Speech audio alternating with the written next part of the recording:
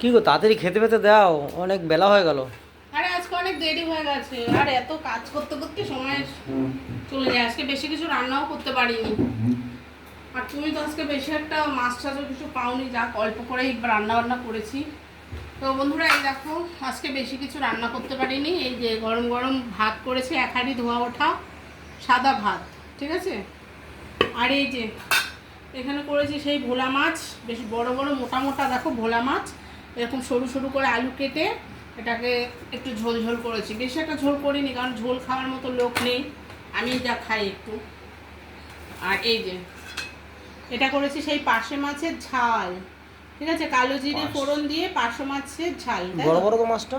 হ্যাঁ, তুমি তো এনেছো, অনেক বড় বড় লাগে। এই আজকে মাছ করেছি, শুধু রান্না মাছ করেছি, বুঝেছো। টাইম পাচ্ছি না, মানে এখন পুজো তো, এখন আমার একটু কাজের চাপ বেড়ে গেছে। এখন পুজোর সময় মাল ফাল, মানে দোকানেও চাপ থাকে, বুঝতেই পারছো, প্রচণ্ড চাপ। তো এই যে কাঁচা পেঁয়াজ কেটে নিয়েছি, দুজনে দুটো করে নেবো, ছেলে বাড়িতে নেই। তো এখন আমরা খাওয়া দাওয়া শেষ করে নিই, চলো।